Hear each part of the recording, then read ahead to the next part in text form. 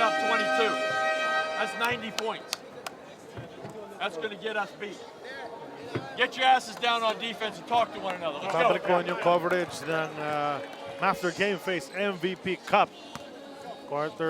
First quarter of action ended with Gilas up by 1, 23-22. Ang kanilang kalaban ng Talk and Text who just came from a tournament in Korea, had a difficult time there dahil yung ibang mga regulars nila were actually playing with Gilas. And now these two guys who were with Gilas, Taudua and Rosario, chance nilang magpakitang Gilas kontra sa kanilang mga dating kakampi. That's very true. Punta muna natin si Erica Padilla at courtside. Erica? Isa nga sa kanilang dalawa na kausap ko kanina, and that is Mawala Tautua. He was very emphatic on how he is to show more hustle and heart na makikita hindi lamang sa kanyang post-action but also on how he moves the ball. He wants to show that he understands the difference required from him at this point kumpara sa kanyang mga laban sa ABL, D-League, and from the international stage. Balik sa inyo. Thanks a lot, Erica. Well, syempre, no, yung growth nga eh. When you play for the national team at that level, playing against international competition, your growth as a basketball player speeds up rapidly. Yeah, definitely. Because saka ang ensayo dyan may mabigat. Eh. Outside attempt by Espiritu, netted nothing. And you see Gilas really pushing the ball up. But you have to admire yung transition defense ng Talk and Text. Andun na sila agad to stop any possible fast break. Three from Terrence Romeo, short, Ranidel inside, power move. Back-to-back baskets para kay RDO, 8 points na sa larong ito. Just a minute into the second quarter of action. Wala rin kasing big man dyan yung Talk and Text. And so Ranidel just really taking advantage of the situation on the inside game. You know? No Kelly, no Tautua on the floor. Rosario, open from outside. He can hit that basket, but it bounces out. 5 kalamangan ng Gilas. Abueva bukas sa kanto, hindi tinira. Pasa paloob kay Pingris. It's tapped away. The ball stays with Gilas. Baseline inbound. It's going to be JC Intal doing that. Finds Romeo. Swing it around to Abueva. Outside shot. It's tipped away and will stay with Gilas. Fresh 14 para sa kanila. Sumalinog, a new player, he was drafted 2 years back. He's never signed from the Ateneo Blue Eagle team. Coming to action, he's really changed his hair and built his body. No? Tama yun. He's been playing a lot of basketball. I think he did play abroad as well. If I'm not mistaken, sa ABL, naglaro rin yan si Sumalinog. So there he gets his first rebound. And his name is Chris, pero yung kanyang nickname, Oping. Oping, si Oping yan. Magaling dumipensa yan, saka may tira rin sa labas yan. Troy Rosario trying to tap it to his teammates.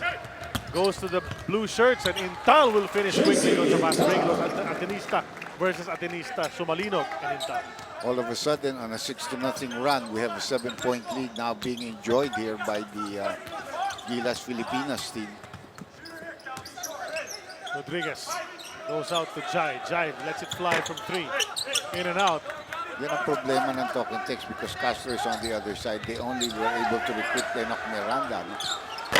So talagang wala silang point guard. After that, sila bagala na. So really small. And Romeo hits a 3-point shot. That's brought to us by PLDT Home DSL, the #1 home broadband. And you like the way Romeo went around the defender who was not looking at him and used him as a screen. Pasok yung tira from outside. Terrence Romeo, he likes things in threes.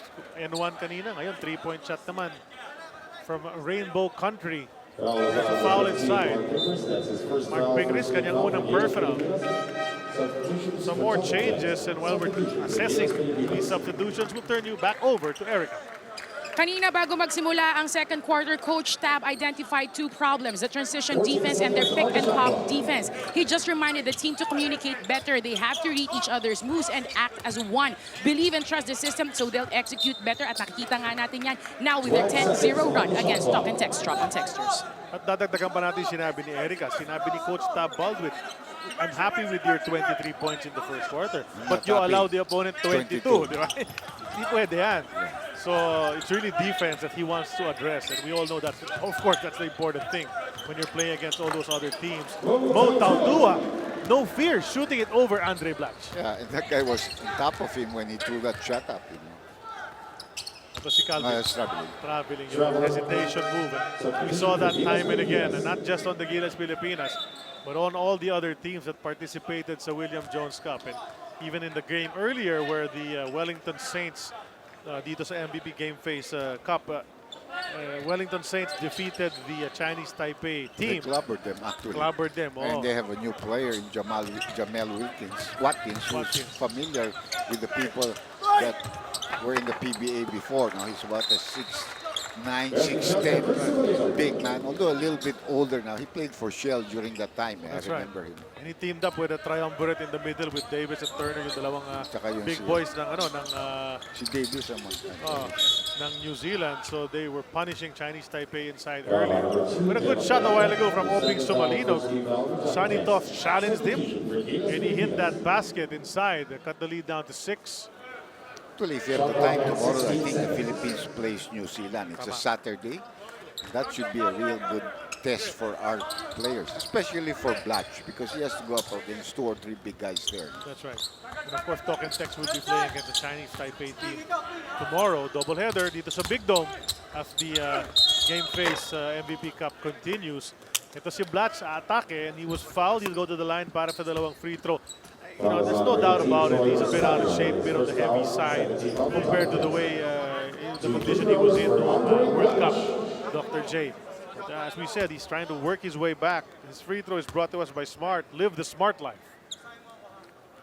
A little bit long, you could see that. Oh. They really have to get his timing, his form back. Itong si Andre Blatch. A bit of a concern for everybody. I don't care who you are. If you haven't played for a while, it takes some time to come back. Remember when Jordan took a 17-month sabbatical? When he came back, it wasn't easy for him. That's right. Well, I hope, That was his I hope prime, he can bounce back as quickly as Jordan did. Second free throw went in. That was brought to us by Smart. Live the Smart life. Lead is 7 para sa Gilas. Under 6 minutes remain. Dito sa second quarter of action, Rosario hands it off to Larry. He scored well in the first quarter and continues to do that jumper from outside. Maybe Larry's telling them. Baka pwede pa ako. No, but he's the one who actually relinquished his position there. Here's that handoff. Just a little space para kay Larry Bonasier, confident against the smaller Jason Castro. Basket yun. The most anticipated international volleyball stars, together with the best local volley bells, will face off in the grandest volleyball showdown of the year, Philippine Superliga Grand Prix. Simula October 10 yan, live and exclusive sa TV5. 5-point lead para sa Gilas. Nasa kanilang bola ngayon. Jason Castro may tangan yan. Goes to JC Intal. A lot of eyes are on Andre Blatch as he tries to jockey for position contra Moala Tautua. Shot clock down to 8 seconds. See if they can get him the ball. They go inside the toss. Lefty layup, masado malakas. A bit off balance on that layup attempt. Denok, open. Decides to pass it out to Larry Bonasier. Siya naman titira ng tres. Pasok pa rin yan. He's waxing hot in this ball game. 12 points already in the ball game for the babyface assassin. That was brought to us by PLDT Home DSL, the #1 home broadband. Alam mo yung nickname na yan, after a few years, kasi diba si Kirby Raymundo tawag sa kanya the kid. Yeah. After a few years, hindi na pwede yun eh. Hindi na siya kid. Hindi Pero na si kid. Larry Bonasier hanggang ngayon, babyface pa rin. A lot of players that remember Mike Bilbao, parang hindi Oh, yun, tumatanda. tama yun. Mike Bilbao of Iko Tanduay and Beerhausen. Yeah. Hindi, parang hindi tumatanda yun. Former De La Salle University star as well. Si Larry, new 3-year contract. Oh. So he's still young. And, And they need him. hindi, yung maganda is you have a new contract yet you're playing, as though you're fighting for a contract. Yun yung magandang attitude.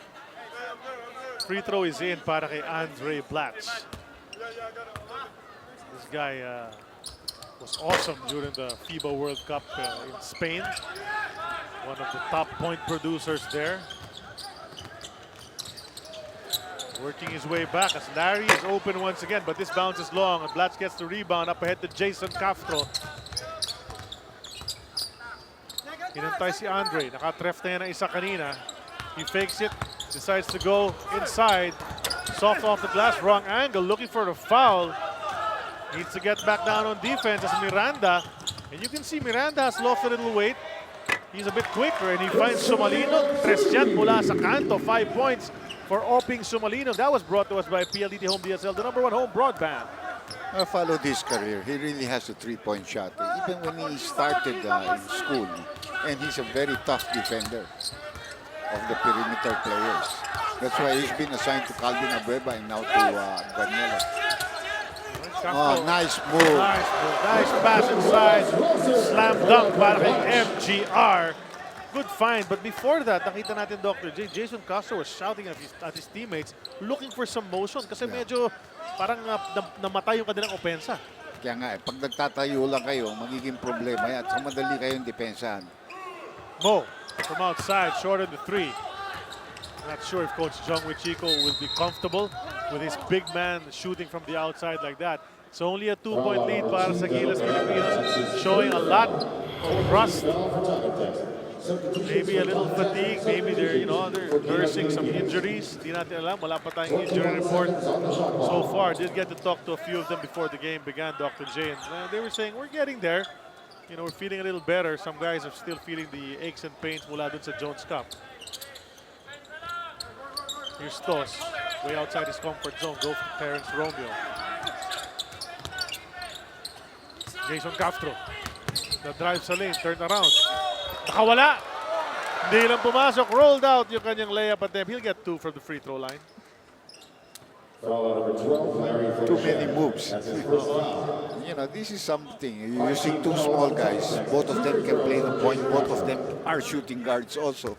And that really adds a lot of power, plus the fact that they can push the ball. So far, we haven't seen Asi play. I don't know if they're going to rest him for today. Maybe use him against New Zealand tomorrow because they have a lot of big men there and you need the banging coming from Asi Taulaba, taking them out of their position. The rest of the Gilas players have all seen action. Siya lang hindi. Some backcourt pressure employed by Gilas Pilipinas. Austin Romeo trying to stop Rob Labagala, who brings it dangerously close to the sideline bago na itawid ang bola. That's where you don't want to be because you get trapped there. That's right. Nice pass. Sumalino, a second pass, but it's swatted away by Blatch. Danny Siegel. Rebound taken by Romeo. Good D mula sa Gilas on that play. Stop and pop, Jason Castro gets it. Si Romeo nakatingin sa kanan pero alam niya papasahan niya sa kaliwa. Si Jason Castro inaantay lang niya mapunta sa pwesto nun. Razzle-dazzle play. Gilas leads by 6.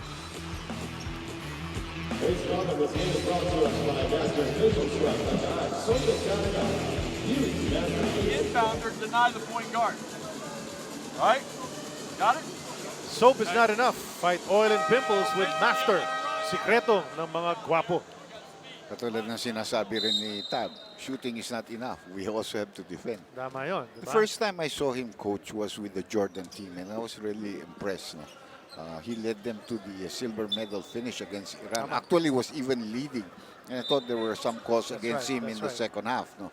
But he took the silver medal. And I think he is really a good replacement for Coach Chot, who really has also given us a lot of honors by what he did in the last FIBA Asia. Coach Tab Baldwin lives and breathes basketball. If you Yeah, ever get he the loves opportunity to talk to this fellow, yun talaga, the passion, talking about the game that he loves. It's lost by Sumalino. Tumatakbo ang Gilas. Nakita si Canuelas Rosser. Had to pull it out. Toss. Bring up the rear. Nice spin. Missing that hook. No, he gets it to go. Ganda rin na nilalaro nito. He has 6 points already in the ball game. Very consistent.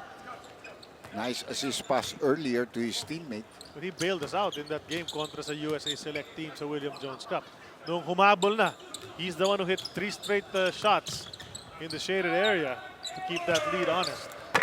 Jumper mula kay Tautua. He has that potential to develop a good outside shot. Nakita mo nandyan yung form. But Jason Castro decides to take a 3. One and done para sa Gilas. 2 minutes remains sa ating first half of action. Rob Labagala trying to lose Terrence Romeo and asking for a screen. Danny Siegel, Sonny Tos, veterans going at it. Foul called downstairs against Tos. So no basket in that last play. Dalawang free throws pa. No free throws. It's gonna go to the side. Tama ba? Side court Yeah, inbound. side court. Fast break a while ago. Off the glass from Jason Castro, brought to us by Smart. Second Live team foul for Gilas Pilipinas. 14 seconds to shoot. Ryan Reyes coming back into the ball game, Charlie. And Ronnie Dell together with Pingris. And here's Ryan bouncing it over to Danny Siegel. To the hoop, took the contact, no foul. Canuelas Rosa, another guy, much like Abuevo, can get that rebound and push it up. Leaving it for Castro, bukas si Romeo, releases. Pinasahan mo ako kanina, ako naman ang papasa sa'yo doon sa exact spot where Castro hit his shot. That's right, three-point shot brought to us by PLDT Home DSL. Number 1 home broadband. Lead is up to 11 para sa Gilas Pilipinas. Slowly but surely trying to assert itself against a depleted Talk and Text lineup. Yeah, but Talk and Text giving a good account of themselves. The only problem for Talk and Text is talagang wala silang point guard eh. Yun ang problema nila to match up against Romeo and Castro. And Labagala trying to keep the defense honest with that outside jumper. Meron naman talaga sa niyan. He used to hit that for his prior teams. Castro. To the cutting Romeo, pero mawala na. And that's gonna be what they call a breakaway foul. That That's will right. mean free throws. And possession. Yeah. Sportsmanlike You can foul. see there was no defensive player there to stop that easy layup. And that's the FIBA rules, no? We have to be careful of that. Tama. You don't give up a foul like that. You give them the layup because you're Two keeping free them free throws for throws. Danny Siegel. So Danny Siegel, chance to get some points mula sa stripe. And if you're Gilas, ito ang isang player sa Talk and Text na ayaw mong mag-umpisa na sa scoring dahil si Danny Siegel can get them in punches. Yeah. Danny was a player now. One of the best. He might be a little bit older, but he still has a lot of hops, no? And saka timing na lang yan, no? Tama. Ball possession to Talk and Text. Pero naman yan, until now, being a veteran that he is and finding a new lease on life with Talk and Text, nakakuha pa siya ng championship. And there were stretches na pinasok siya ni Coach Jong and he was taking over, score 8 points in one quarter, There he is again. There he is again. Hindi na naipasok on the reverse. And he smiles at Ranidel De Ocampo, kanyang kakampi sa Talk and Text. And he's a legitimate 6'6", 6'7" player that has ups. He played Division I basketball in the USNC for Wagner College. Was an all-conference player. So, may credentials talaga ito. Many think or believe that he should have been the MVP at least once in his career dito sa Ang PBA. problema niya parati niyang kalaban si Danny Ildefonso. Yun. So you had to choose one or the other. They were winning a lot of championships together. Powerhouse San Miguel teams Yeah. with him and Don and Madami. Danny in defense and Olsen Rosella. Knocks those down. Nakailan na si Danny Siegel. 3 free throws in that last play. 45-40 lamang ang Gilas Pilipinas. The rim, Dell, just at the screen. The pop. If there's zone. Okay? The man, I want to run this. Jason, Terrence, Dell, same side as Terrence. Okay? You go handoff here. Want a flare screen for Jason on that handoff. Okay? Take the handoff there. Terrence, Si you Gilas got Jason on Pilipinas the coach flare Tab screen. Baldwin You talking got to his Matt curling gentleman him right there. on that squad. And really, so he's preaching defense. Yun talagang paulit-ulit niya sinasabi. And obviously, not pleased with the way that Talk and Text, after being down 11 a while ago, has cut the lead down to just 5. 37.2 na lang natitira Dr. J dito sa first half. And you have to admire the way Talk and Text is competing in this game. Talk and Text did not join this tournament, even though it was a replacement for the Team Lebanon, which decided not to come. No? But they didn't join this team just to, parang bang sinasabi natin sa aling pusa. No, we're here to prove ourselves. No? And also to improve our game as we prepare for our tournament next month. No? So, meron rin silang gustong patunayan dito. No? Well, lots of veterans on the TNT lineup, even without Ranidel Jason and Matt Ganuela Crawford. Larry, Lots of Reyes, pride, huh? May Larry pride yan. Rodriguez, yes, RB Carey. Danny. Down to 7 ang shot clock ng Gilas. Bumitaw na lang sa 3. Si Romeo. It's nothing but air. Last second shot time para sa Talk and Text to try to close the gap bago matapos ang first half of action. Labagala handling. Checks the clock. Sees 7. Have to go. Trying to cross over. Pingris. Hook shot. Kisses the rim and bounces out. Nahirapan dun sa depensa ni Pingris. But at the end of 2 quarters of action, It's just a 5-point lead para sa Gilas Pilipinas.